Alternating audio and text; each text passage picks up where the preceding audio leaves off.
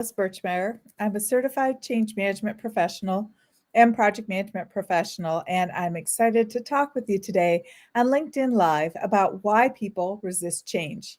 I think this is a really important topic for those of us who are in change management, obviously, and in project management. And so I wanted to take time today to really talk a little bit about how resistance can show up, how you'll spot it in your project or change initiative. Also, talk a little bit about how I've mitigated resistance when I've run into it, when I've seen it on projects. I'll spend a little bit of time talking about dealing with resistant people, specifically individuals, and also about some different resistance avatars that we frequently see on projects and change initiatives. And then give you a little bit of information about learning how to kind of read this resistance response that we see and what to do when you read it. So let's get started because I'd love to share this information with you.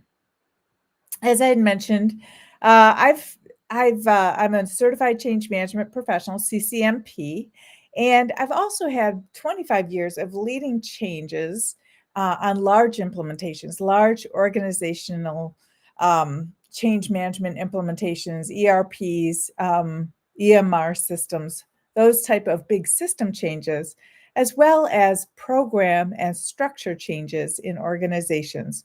Where we've implemented a new program, such as a Medicaid expansion for the state, and also have done structural changes, such as like reorganizing HR functions and other operational structures within organizations. So I have a lot of experience with resistance. And I think that it's important to recognize that resistance many times looks like questions at first. Resistance will often show up as a lot of questions. Why are we doing it this way? Why did we choose this vendor? What happens if I don't want to do this? What can I do differently without having to change anything? And so I think this is an important piece to recognize that when we start to get a lot of questions from a particular area, we should start recognizing that that might be a sign of resistance. I also want to caution us to keep our minds open that a lot of questions can sometimes mean maybe something is misaligned in the organization. If something is not correctly aligned in the organization, if there's a misalignment between the organizational strategy and the project that we're working on, sometimes that will show up looking like resistance, but may actually need a deeper dive. So I think it's important not to assume everything is resistance. I think it's important to discern what is resistance and what is a legitimate, let's take a look and see if this is correctly aligned for the organization. I also feel that many times when we're thinking about resistance, we're seeing it not only as those questions, obviously, but sometimes we'll see it actually as somebody digging their heels in, somebody saying, this is not going to be implemented in my area. And, that can be a touchy place as well. As a change professional, as a project management professional, there's sometimes some very um, intricate politics going on in an organization. So it's important to really recognize that we don't always have the deep understanding of the political landscape. If you're a consultant, if you're not an internal partner to that organization, there might be some history there and some icebergs perhaps that are hidden under the surface, and we're just seeing a little bit of it show up at the top of the surface, and we're saying, is that resistance? And it might be something actually much deeper, and we may need to kind of pause and figure out some solutions before we move forward. So I think resistance is very natural. I mean, as an individual, as a person, you've probably experienced resistance in your life to something that somebody wanted you to do that maybe you weren't completely in agreement with. Sometimes even ideas that you want yourself to do that you may at times feel out of alignment with. I'll tell you my example is that many times in January, I will kind of set a course for myself and I will make a resolution and I'll say, I'm going to work out every single day of the week, half an hour every day. That doesn't sound like very much at all. It's pretty easy, except that about 3 weeks into this regimen, I'll start to wonder if I should maybe just work out 5 days a week, the weekdays, and the weekends I should take off. Maybe I could sleep in, which never happens, but I could sleep in. I don't have to necessarily get up and go do something. And then before you know it, I think, well, maybe I'll do 3 days a week because I have a lot of responsibilities in the morning, and it's tough to get 5 days a week in the morning done, and before you know it, by February, I've dropped down to 3 days a week and maybe even 2, and even though I had chosen that I wanted to make this commitment, this resolution, I sometimes become resistant, and I think it's nice to sleep in or get up and just go right start into work instead of jumping into my workout clothes and going and getting that done. So I think many times we can be resistant to our own ideas. I definitely am resistant to other people's ideas of what may be good for me sometimes. And even when I've had that idea myself and someone has said, oh, why don't you do this? And I have thought of that, I still resist. And so I think it's very human, very natural to feel resistant about any type of change. We like the comfortable. We like the routine. We like how things are when we know what to expect. And anytime we encounter a change, we're suddenly put into a land of the unknown where we don't know what to expect, where we're not sure what's next. And that can create fear. And that can create an obstacle for us, really, a barrier where we feel resistant because of our fear of the unknown. So that I think is a big piece of why people are resistant to change and why we see this resistance in our organizations and really just in our day-to-day life when we find this resistance. But when that resistance shows up, it's interesting because we know it comes as questions. We know it comes as sort of a decision sometimes to resist.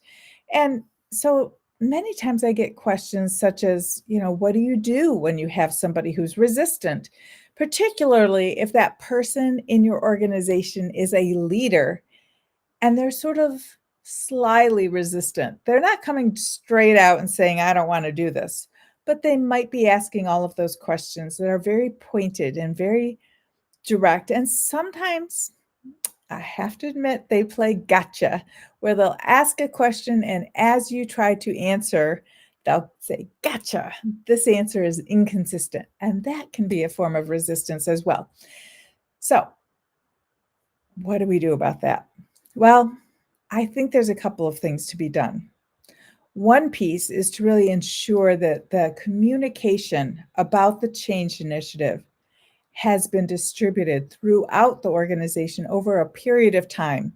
You can't just communicate once and hope that everybody heard it. And you can't communicate like 3 or 4 times early in the change initiative and then think that everybody understands that this is actually going to impact them. What we need to do with communication is we need to spread it around. Uh, I think it's important to recognize that it's very much a process of repeating this messaging, our same messaging over and over until people really start to hear it and understand it. One of the things that I think is interesting, one of the facts that came out of the most recent Gallup State of the Workplace poll was that individuals need to hear something 9 to 16 times before they recognize that it applies to them. And that's a lot of repetition. That's a lot of messaging. So I think it's important for us as individuals, as change professionals, as project management professionals, to really ensure that we're sending the messaging out all the time to kind of and to not only combat this resistance that we know is coming, but I think also for all of those individuals who are not resistant but curious and need to have more information to feel comfortable. I think also one of the things that we can do is recognize that there are four kind of avatars of resistance. I like in my book, Ready, Set, Change, which is available on Amazon, I kind of describe these four avatars, and I'll describe them for you here today. And these avatars, I think, are really fascinating because I see them in every single implementation I've done. And they are a commander who can become a fighter when they become resistant. They are a socializer who can become a saboteur when they are resistant. The third avatar is an understander who can become an underminer when they are resistant. And also we have the detailer who can become a derailer when they're resistant.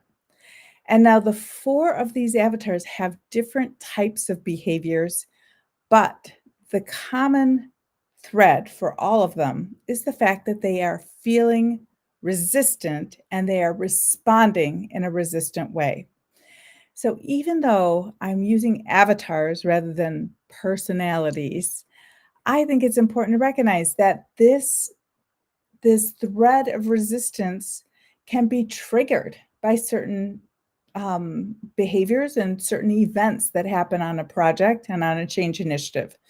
And we can also work to prevent them from being triggered if we know who we're dealing with. And so that's one of the things that I work on in our Ready, Set, Change accelerated training and exam prep is what to do with all of these resistance avatars and their resistant responses to keep them from becoming resistant and stay in the first side of their avatar, the commander, the socializer, the understander, and the detailer. When we can keep people from moving into their resistance responses, we can be a lot more effective in terms of mitigating the impact of that resistance on our project or our change initiative.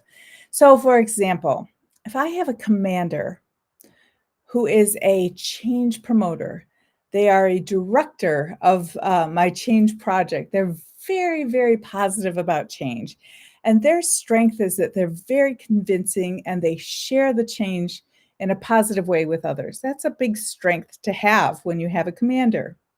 However, if in the course of our project together, in the course of this change initiative, if I do not work on communicating with that commander all of the information that they want to know, which is everything, if I don't provide all of that and they go out and find something out that somebody else knows before them, or they feel like I've let them down somehow, I don't have their back, they can become a fighter very quickly. I had an individual become a fighter fast as a resistance response. He had gone to the executive team on our request to ask for a new project to resolve an issue we were having with the EMR system.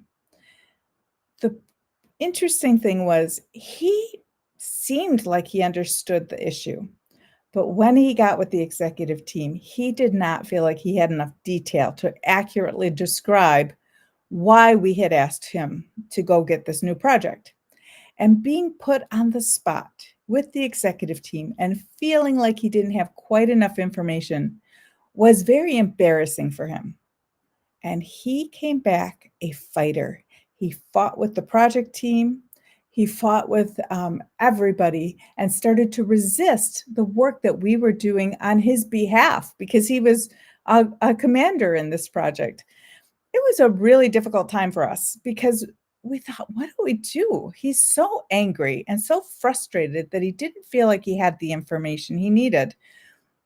We still had the need for this project to start. We still needed him to champion us and to say, like, we have to start this piece, this new section. And he was mad, resistant, would not do it. The only way that we were able to make any progress was when we recognized that we had kind of led to this moment of embarrassment for him by not prepping him for this conversation with the executive team. We had given him some facts. I think we had given him some numbers, but we hadn't given him any kind of preparation where he could answer questions.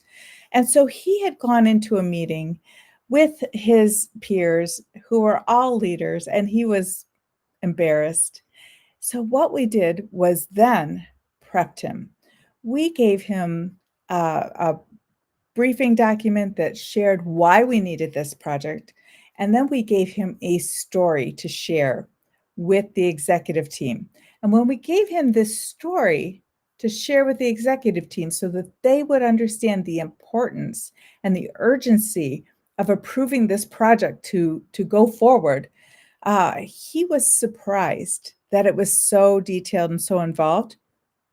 And then finally, even though it was not comfortable for him, we did do sort of a almost like a political candidate debate prep, right? Where we practiced asking questions and he practiced responding to our questions. You know, why do we need to spend this money? How long will this take?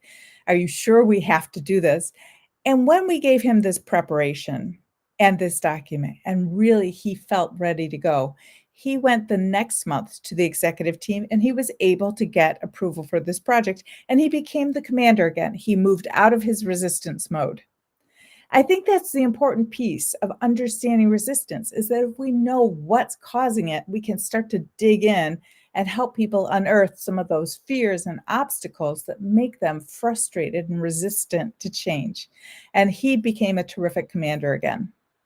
I know when we have socializers, people who are just terrific interpersonal influencers, you might sometimes think of a socializer as that person who's really always out talking to everybody and communicating with everybody in the organization. And while we have socializers, many times they love to be involved and love to be sort of the center of information for everyone. But if they feel like they don't have the information that they need, or they're being sort of cut out of information, or maybe they're not closely attached to the project team, sometimes they can become saboteurs.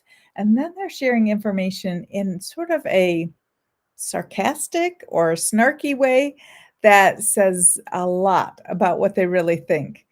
So working with them to keep them recognized and close to the project, close to the communications, close to the understanding that they need to be able to talk with everybody about a change initiative is really a big piece for them. I think with our understanders, we see a lot of times that they are those individuals in an organization that love to understand things at a deep level, and they also are very connected to people.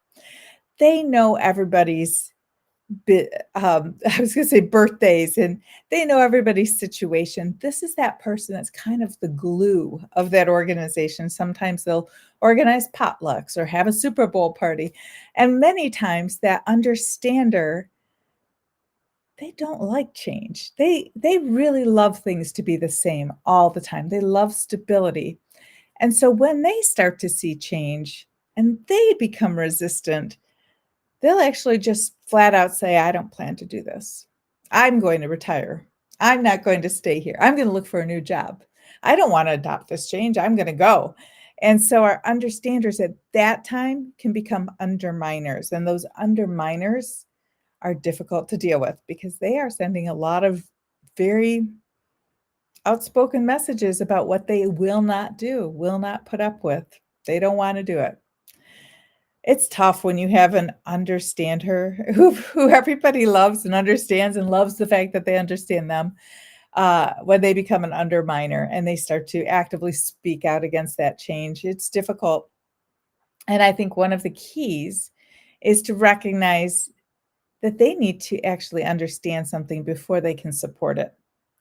I mean, they have to be a part of user acceptance testing. They have to have their hands in the system change or the program change or the organizational change. I like to use my understanders when they feel like they might be getting resistance. I like to use them as pilot participants. You know, I'll ask them to sit in on a maybe a pilot training course and see if they like it. Ask for suggestions. I like to have them be a part of user acceptance testing, or maybe they're part of a sprint product review. Maybe they're part of identifying requirements, but whatever they can get their hands in and actually start to understand at a deep level can make a big difference in their level of resistance and their level of support for the organizational change or the initiative that's going on. And then last but not least, certainly not least, are the detailers. And our detailers love details.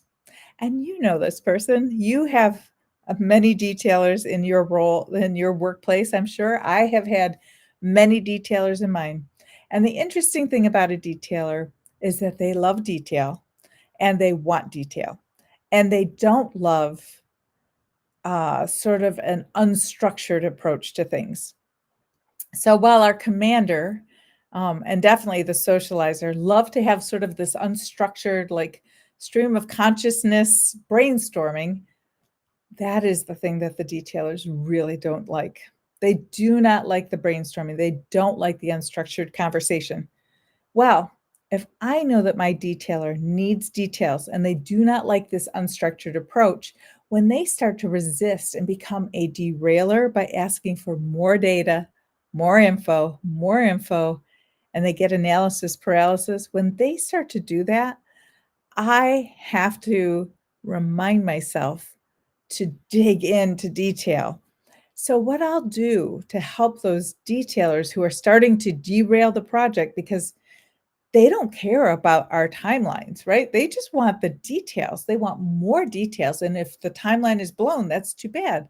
So sometimes what I'll do with a detailer is I will set up a weekly meeting, and I try to make sure it's before the project meeting. I'll set up a one-on-one weekly meeting with them, half-hour weekly meeting, and I'll always send an agenda beforehand so that I stick to that agenda and that they have time to prepare. And when I do this, when I set this cadence of meetings and I send out the agenda in advance, and then we stick to that agenda, I have found that I'm able to help those detailers who have slipped into resistance and become derailers. I'm able to help them kind of break out of that derailment and move back into being a detailer supportive of the change, not a resistant derailer who's taking it down. So those sound simplistic, but they're very nuanced. And there's actually a great deal of research behind all of these avatar roles. And there's also a great deal that we can do as change and project professionals to help people who are resistant, to help people who are dealing with this frustration about the change. I think that if you love learning more about how you can help people resist change, you should think about joining our next cohort. We have the next session of the Ready, Set, Change accelerated training and exam prep starts on April 22nd. And we do 3 weeks. It's very accelerated. I have to tell you, you must make sure you've got room in your calendar to focus for 3 weeks.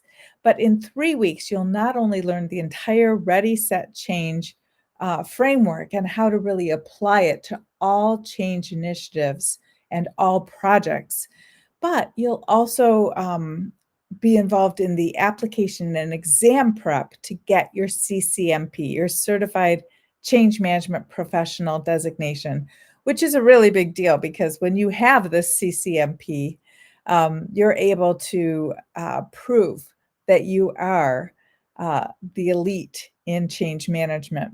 It's the ACMP, the Association of Change Management Professionals, is the provider of the CCMP designation certification. And it really is the elite of change management professionals.